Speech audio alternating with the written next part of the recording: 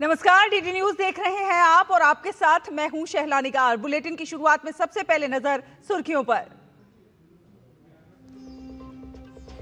पश्चिम बंगाल में आखिरी राउंड की वोटिंग के लिए दिग्गजों ने लगाया दम। अमित शाह, नितिन नवीन, राजनाथ सिंह और योगी आदित्यनाथ का ताबड़तोड़ चुनावी जनसभाएं। रोड शो के जरिए पार्टी के पक्ष में बनाएंगे माहौल।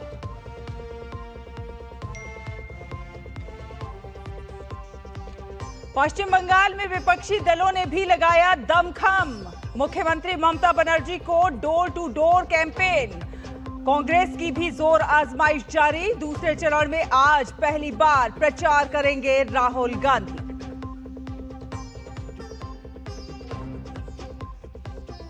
पश्चिम बंगाल में ईडी की बड़ी कार्रवाई। राशन घोटाले पर प्रवर्तन निदेशालय ने कसा शिकंजा। टीएमसी उम्मीदवार ज्योति प्रिय मलिक पर गंभीर आरोप। कुल 9 जगहों पर छापेमारी से मचा हड़कंप।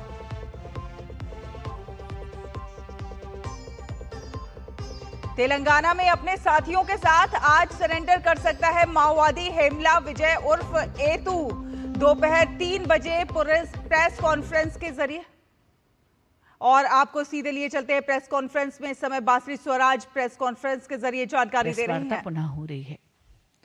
अभी आप सभी ने देखा कि आम आदमी पार्टी की तरफ से बहुत विश्वमन हुआ है। वो बहुत बौखलाए हुए हैं माननीय मंत्री प्रवेश साहिब सिंह जी की प्रेस के बाद। देखिए, माननीय केजरीवाल जी और आम आदमी पार्टी का जब जन्म हुआ तो वो राजनीति में एक विकल्प के रूप में आने का, उभरने का प्रयास कर रहे थे। उन्होंने दिल्ली की जनता से अलग अलग तरह के वादे करे थे। They tried to come as a fresh of breath air, but they proved to be an old wine in a new bottle. अन्ना आंदोलन की उपज थे, लेकिन बाद में इन्होंने माननीय अन्ना जी के साथ ही धोखाधड़ी कर दी। इनके जितने भी संस्थापक थे, आज इनके साथ एक भी साथ नहीं चल रहा है। इन्होंने अपने बहुत घनिष्ठ मित्रों के साथ ही विश्वासघात कर दिया। और आप देख रहे होंगे कि इनके पूरे पर्सोना में माननीय केजरीवाल जी और आम आदमी पार्टी का नेतृत्व हमेशा एक कॉमन मैन, एक सामान्य व्यक्ति का व्यक्तित्व धारण करने का प्रयास करता है। लेकिन दिल्ली की जनता इनकी सच्चाई समझ गई है। दिल्ली की जनता के आगे इनकी नौटंकी चली नहीं और इसीलिए दिल्ली के देवतुल्य मतदाता ने आम आदमी पार्टी और केजरीवाल जी को अस्वीकार करा और एक पूर्ण बहुमत का जनादेश यहां पर भारतीय जनता पार्टी के पक्ष में दिया, विकास के पक्ष में दिया, क्योंकि दिल्ली का देवतुल्य मतदाता भी चाहता था कि दिल्ली प्रगति के पथ पर अग्रसर हो। केजरीवाल जी से मैं पूछना चाहती हूं कि आप जो हैं, आप वो एक आवरण क्यों धारण करते हैं? जो सच्चाई है वो लोगों के सामने पेश करिए ना। देखिए, एक तरफ तो आपने देखा होगा सर्दियों में वो उनका बहुत ही फेमस मफलर आ जाता है। चुनाव से एकदम पहले उनकी वो खांसी लौट आती है। आपने देखा होगा कि वो बहुत सामान्य तरह ड्रेस होते हैं, लेकिन ये लिबास जो है ये केवल और केवल भ्रम करने का एक उपकरण है। असलियत में हम सब जान गए हैं कि कोविड के समय जब दिल्ली की जनता को अपने मुख्यमंत्री केजरीवाल जी की सबसे ज्यादा जरूरत थी, तब वो दिल्ली की जनता का पैसा, दिल्ली के टैक्स पेयर्स का पैसा अपना आलीशान शीश महल बनाने में लगे हुए थे। उसके बाद जब वो चुनाव हार गए तो वो जाकर पंजाब में रहने लगे और वहां पर उन्होंने सरकारी पैसे का दुरुपयोग करा अपनी शान के लिए, अपनी ठाट के लिए। ये बात जग जाहिर है। आप मुझे एक बात बताइए कि जितने भी हेलीकॉप्टर या प्लेन या कोई भी इस प्रकार का उपकरण अगर एक सरकार के पास है तो वो कॉन्स्टिट्यूशनल फंक्शनरी के लिए है, वो उस प्रदेश के मुख्यमंत्री के लिए है, ना केवल ना कि केजरीवाल जी सरकारी खर्चे पे, वो भी पंजाब के टैक्स पेयर के खर्चे पे पूरा का पूरा भारत भ्रमण कर रहे थे और कभी उसको बहाना बना देते थे इलेक्शन कैंपेन का।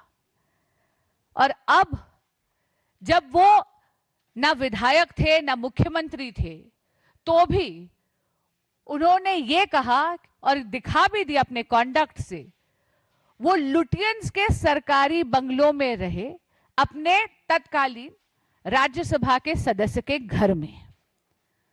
अब मैं दोगुलापन क्यों कह रही हूं? क्योंकि ये वो नेता है जिन्होंने बड़े बड़े दावे करे थे। इन्होंने दिल्ली की जनता से कहा था मैं सरकारी गाड़ी नहीं लूंगा, इन्होंने सरकारी गाड़ी ली।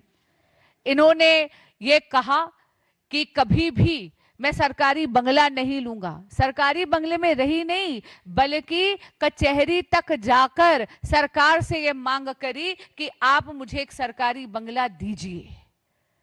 इन्होंने अपने बच्चों की कसम खाई, लेकिन ऐसा लग रहा है कि केवल बच्चों की झूठी कसम नहीं खाई, इन्होंने न जाने कितने अनगिनत झूठे वादे करे देश की और दिल्ली की जनता के साथ।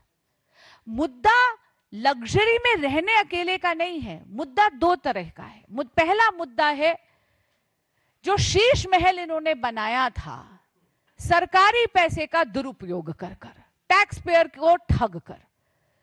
दूसरा मुद्दा है दोगुली राजनीति, double standards. It's a question of deception and double standards of माननीय Kejriwal ji as well as the आम आदमी पार्टी। और यहां पर इनकी धोखाधड़ी और ज्यादा सामने आ जाती है।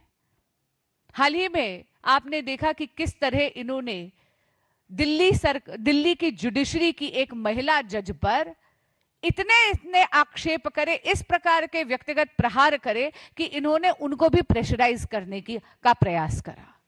नारी विरोधी तो ये है ही। अभी जो संशोधन आया था नारी शक्ति वंदन अधिनियम का संशोधन, उसमें भी आम आदमी पार्टी ने एब्स्टेन नहीं करा मित्रों, उन्होंने लाल बटन दबाकर मुखालफत करी। अगर आप पूरा का पूरा वो पैटर्न देखेंगे वोटिंग का, तो लाल बटन दबाकर उन्होंने मुखालफत करी। यानी ये केवल ये चाहते थे कि महिलाओं की भूमिका मतदान केंद्र तक सीमित रह जाए। महिलाओं की भूमिका जब सत्ता में भागीदारी की बात आई तो इन्होंने अपनी जिम्मेदारी से मुंह मोड़ लिया। और हम सब जानते हैं कि किस तरह इन्होंने, जब केजरीवाल जी घर पर थे तो उनके सचिव ने उन्हीं की पार्टी की तत्कालीन राज्यसभा की सांसद के साथ अभद्रता करी, मार पिटाई करी जब वो रजस्वला थी। और शास्त्र कहता है रजस्वला स्त्री के साथ अभद्रता, दुष्कर्म अक्षम्य पाप है। और इसीलिए आपने देखा कि कल किस तरह 2/3 जो सांसद राज्यसभा के इनको छोड़कर आए, वो इनकी नारी विरोधी, इनकी दोगुली राजनीति, इनकी डिसेप्शन की राजनीति, इनकी दबाव की राजनीति, इनकी झूठ की राजनीति, इनकी असत्य की राजनीति, इनकी विभाजनकारी राजनीति को अस्वीकार कर कर आते हैं। और मैं आपके माध्यम से कहना चाहूंगी कि ये क्षण तिलमिलाकर बौखलाकर आम आदमी पार्टी की तरफ से विश्वमन का नहीं, ये क्षण आत्मचिंतन का क्षण होना चाहिए। जब एक संगठन का संगठन महामंत्री ही उसे छोड़कर आ जाए तो वो संगठन जर्जरा के भुरभुरा कर बिखर रहा है, ये स्वाभाविक हो जाता है, ये परिलक्षित हो जाता है। वैचारिक दिवालियापन दिख जाता है। और उसी वैचारिक दिवालियापन को ये जो शीश महल 2 इन्होंने बनाया है 95 लोधी एस्टेट, ये उसी को दर्शाता है, जहां पर ये केवल और केवल स्वार्थ की राजनीति कर रहे हैं। मैं पुनः कह रही हूं, मुद्दा लग्जरी में रहने का नहीं है, मुद्दा डबल स्टैंडर्ड्स का है, मुद्दा झूठ का है, मुद्दा डिसेप्शन का है, मुद्दा कथनी और करनी में अंतर का है, मुद्दा इस देश की जनता के सामने नौटंकी कर कर, आवरण ओढ़कर और अपनी अवधारणा दूसरी बनाने का है। और संजय सिंह जी को मैं कहना चाहूंगी, उन्होंने बोला कि ये जो पीपीटी आपको दिखाई जाएगी अभी की, ये तस्वीरें झूठ हैं।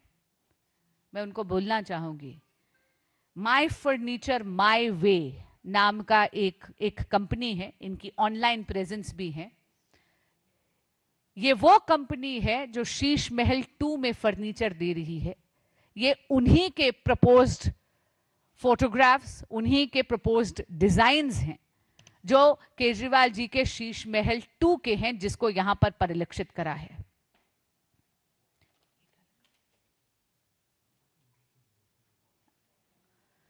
आप सभी चाहें तो किसी भी मनचाहे सर्च इंजन पे जाकर जरा देख लीजिएगा। मैं पुनः कह रही हूं, माय फर्नीचर माय वे। ये है वो कंपनी जिससे केजरीवाल जी अपना शीश महल 295 लोधी एस्टेट सजा रहे हैं। ये वहां के प्रपोज्ड डिजाइन्स हैं। एक बार मैं आग्रह करती हूं, जरा पीपीटी चला दीजिए प्लीज।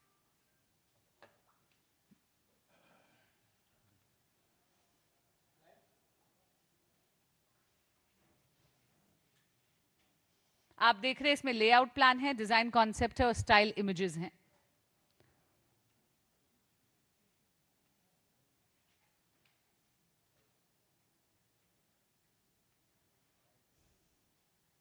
मित्रों, आम आदमी के लिबास में बहुत ही खास आदमी है माननीय केजरीवाल जी।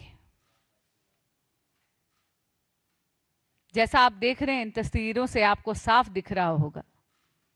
मैं पुनः कह रही हूं, ये प्रपोज्ड डिजाइन्स हैं। माय फर्नीचर माय वे नामक एक कंपनी है, इनकी ऑनलाइन प्रेजेंस भी है। और ये हैं जो शीश महल 2.0 95 लोधी एस्टेट को डिजाइन कर रहे हैं। ये उनकी तस्वीरें यानी प्रपोज्ड डिजाइन्स की तस्वीरें हैं।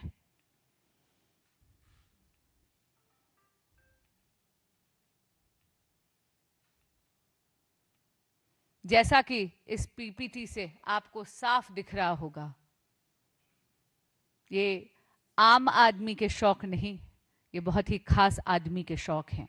मुद्दा ना शौक है, ना मुद्दा लग्जरी है, मुद्दा दोगुली राजनीति है, मुद्दा डबल स्टैंडर्ड्स है, मुद्दा डिसेप्शन है। बहुत बहुत धन्यवाद। एक सेकंड, पहले उन्होंने उठाया था जी।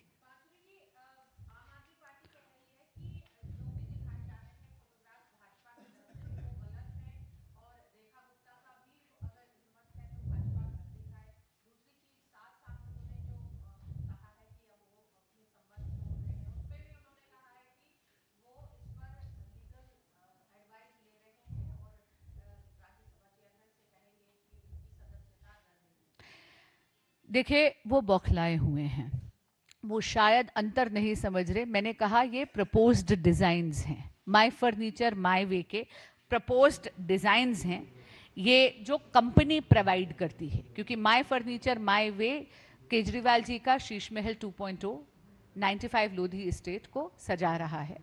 ये वो प्रपोज्ड डिजाइन्स हैं जो उनको भेजे गए हैं। हमने कभी नहीं कहा कि ये बंगले की फोटोग्राफ्स हैं। इस बात को मैं पुनः स्पष्ट कर देती हूँ, प्रपोज्ड डिजाइन्स हैं। लेकिन प्रपोज्ड डिजाइन से ही आपको पता चल जाएगा कि आम आदमी के आबे में रहने वाले केजरीवाल जी बहुत ही खास आदमी हैं। तो ये भाजपा की प्रेस वार्ता देख रहे थे आप, बांसुरी स्वराज को सुन रहे थे। वो मीडिया को संबोधित कर रही थी और आम आदमी पार्टी पर, खासतौर पर अरविंद केजरीवाल पर गंभीर आरोप लगाते हुए कि उनकी जो डबल स्टैंडर्ड जो राजनीति है उसको उन्होंने सामने लाके रखा है। उन्होंने बताया कि जिस प्रकार से वो वादे कुछ और करके आए थे, कस्में कुछ और की थी,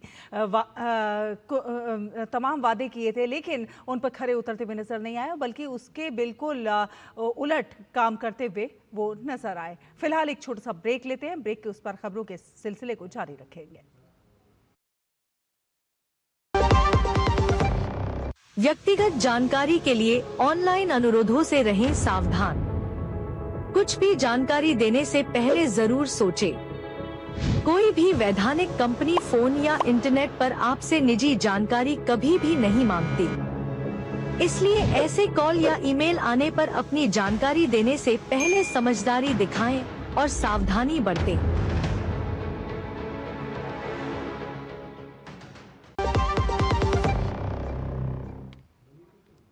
ब्रेक के बाद स्वागत है आपका। आप देख रहे हैं डीडी न्यूज। आपको बता दें कि पश्चिम बंगाल में चुनाव प्रचार चरम पर है और सभी राजनीतिक दल लगातार चुनावी रैलियां कर रहे हैं।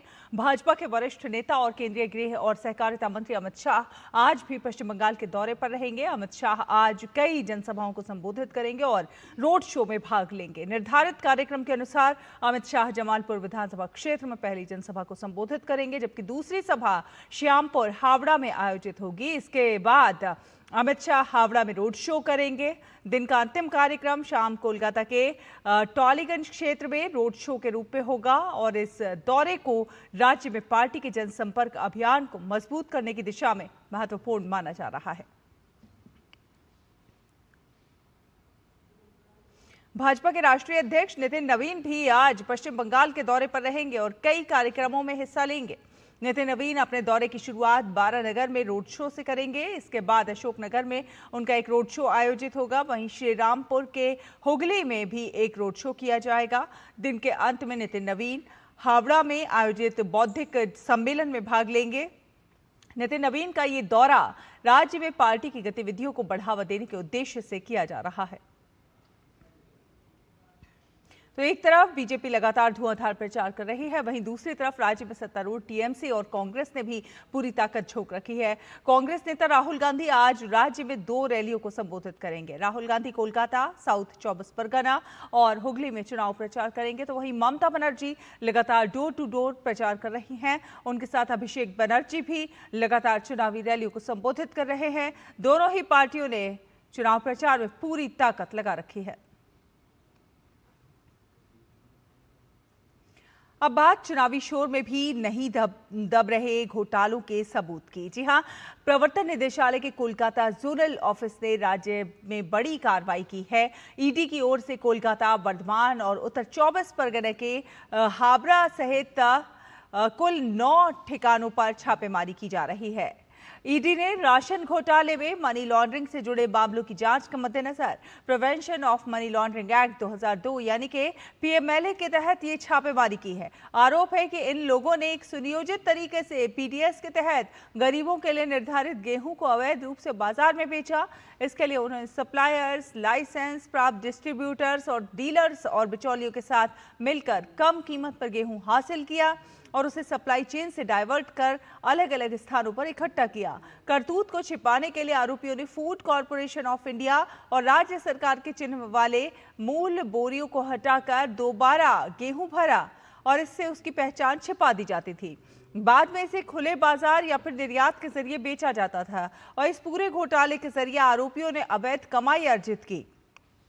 फिलहाल ईडी इस मामले में वित्तीय लेन देन और अन्य सबूतों की गहन जांच कर रही है। इस मामले में पश्चिम बंगाल के पूर्व खाद्य मंत्री ज्योति प्रिय मलिक और अन्य लोगों को गिरफ्तार किया गया है।